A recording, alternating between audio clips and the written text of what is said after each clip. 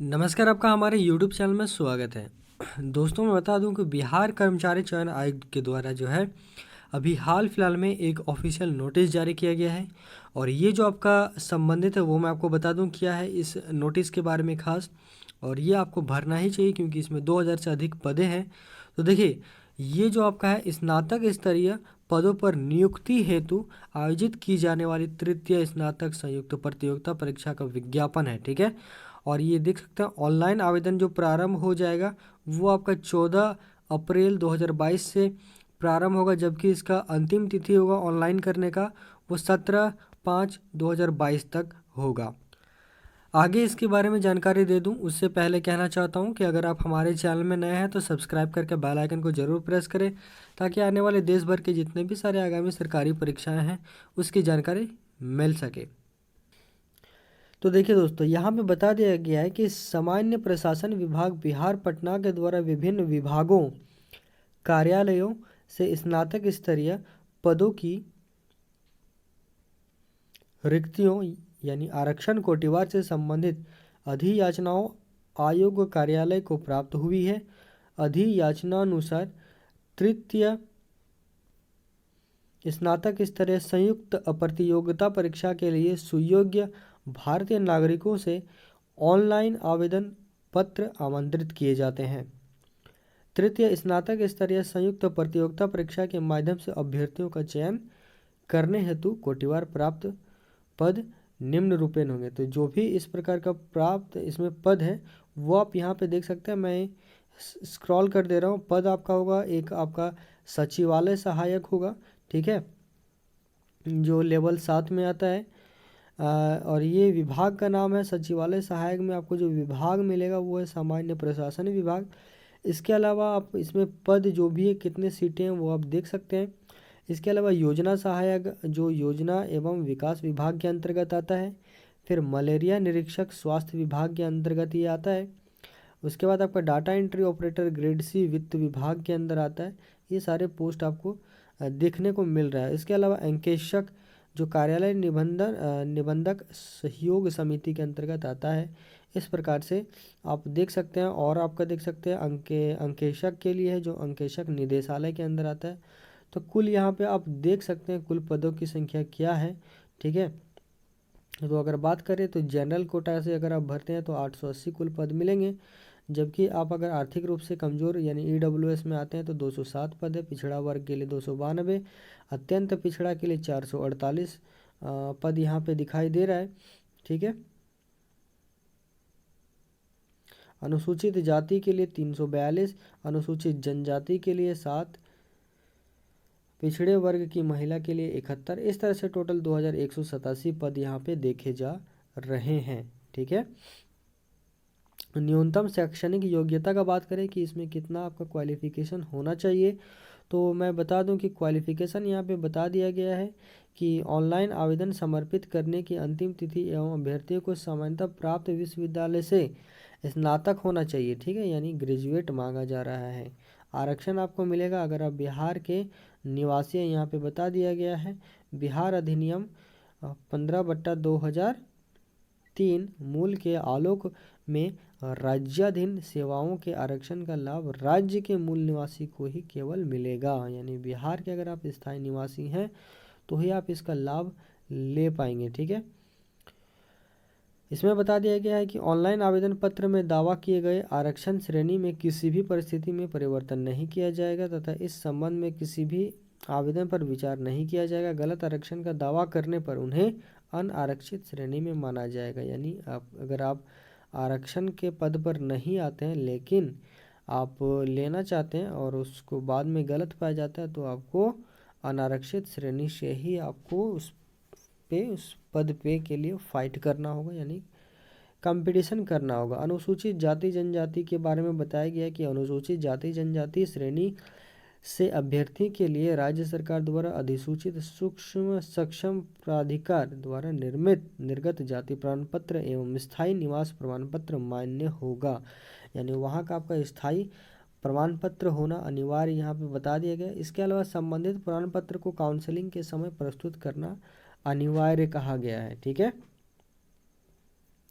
इसमें अगर उम्र सीमा की बात करें तो यहाँ पे देख सकते हैं, यहाँ पे बता दिया गया है कि न्यूनतम आयु सीमा 21 साल मांगा गया है। ठीक है, इसके अलावा अधिकतम आयु सीमा आप देख सकते हैं कि अनारक्षित वर्ग के लिए पुरुष के लिए 37 वर्ष तक आप भर सकते हैं, यानी जनरल कोटा से। महिलाएं अगर जनरल कोटा से हैं तो 40 वर्ष तक भर सकती हैं। पिछड़ा वर्ग, अत्यंत पिछड़ा वर्ग पुरुष महिला 40 वर्ष तक भर सकते हैं। अनुसूचित जाति जनजाति पुरुष महिला 42 वर्ष तक इनको आयु सीमा में छूट दिया जा रहा है। परीक्षा शुल्क का बात करें तो यहाँ पे परीक्षा शुल्क थोड़ा सा भारी रखा गया है। सामान्य वर्ग, पिछड़ा वर्ग, अत्यंत पिछड़ा वर्ग के पुरुष अभ्यर्थी हैं तो 540 रुपये लगने जा रहा है। अनुसूचित जाति जनजाति बिहार के अगर स्थानीय निवासी हैं तभी 135 रुपये आपका देय होगा। सभी श्रेणी के दिव्यांग के लिए जो अनुसूचित जाति जनजाति समान 135 रुपये लगेगा। सभी श्रेणियों की महिलाएं सिर्फ बिहार के स्थानीय निवासी के लिए 135 रुपये लगने जा रहा है।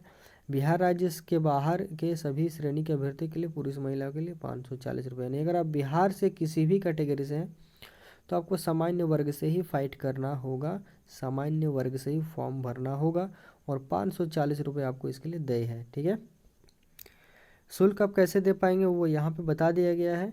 ठीक है, परीक्षा शुल्क की राशि पर प्रक्रिया शुल्क यानी प्रोसेसिंग चार्ज भी देना पड़ेगा एवं सेवा कर यानी सर्विस टैक्स जो होता है वो भी अलग से वहन किया जाएगा। परीक्षा शुल्क अभ्यर्थियों द्वारा ऑनलाइन यानी credit card, debit card, UPI, net banking आदि के माध्यम से आप जमा कर सकते हैं।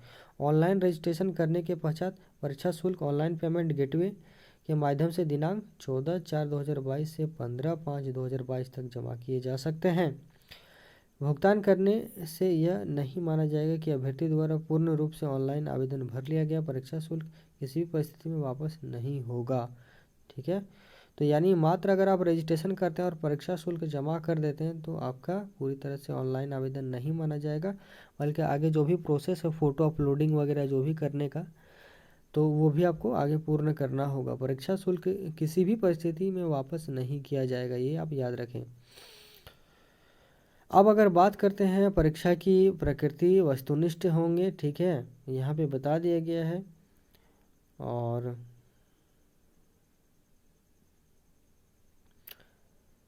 यहाँ पे एक चीज़ यहाँ पे डाउट क्लियर कर दिया गया है कि बिहार कर्मचारी चयन आयोग परीक्षा संचालन नियमावली 2010 के आलोक में 40,000 से अधिक आवेदन प्राप्त होने पर प्रारंभिक परीक्षा आयोजित की जाएगी। अधिक आवेदन प्राप्त होने पर प्रारंभिक परीक्षा एक से अधिक चरणों में आयोजित की जा सकती है। विभिन्न चरणों में परीक्षा आयोजित किए जाने की स्थिति में परीक्षा परिणाम समानीकरण की प्रक्रिया अपनाते हुए तैयार किए जाएंगे। ठीक है, तो नॉर्मलाइजेशन अगर होगा, अगर आप 40,000 से ज़्यादा इसमें वैकेंसी में सभी लोग भरते हैं और तब इसका क्या होगा कि प्रारंभिक परीक्षा होगा। ठीक है, ये कहा जा रहा है। प्रारंभिक परीक्षा वस्तुनिष्ठ प्रकृति की होगी। प्रारंभिक परीक्षा के माध्यम से कोटिवार उपलब्ध रिक्तियां 5 गुना संख्या के बराबर अभ्यर्थियों का चयन मुख्य परीक्षा के लिए किया जाएगा।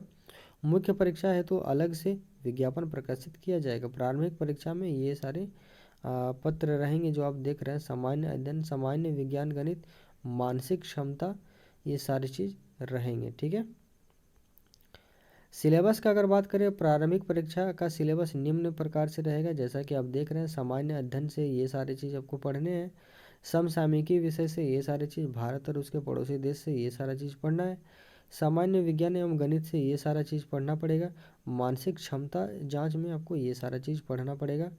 क्वालिफाइंग मार्क्स आप देख लीजिए यहाँ पे क्या क्वालिफाइंग मार्क्स है हर कैटेगरी में, वो आप यहाँ पे देख सकते हैं। सामान्य वर्ग के लिए 40%, पिछड़ा वर्ग के लिए। इस तरह से आप ऑनलाइन आवेदन भरने की तिथि बता दिया गया है कि आवेदन 14 अप्रैल से स्टार्ट होगा और 17 मई तक आप आवेदन कर सकते हैं। ठीक है, कितना शुल्क लगेगा वो मैंने आपको वीडियो में पहले ही बता दिया हुआ है। ठीक है,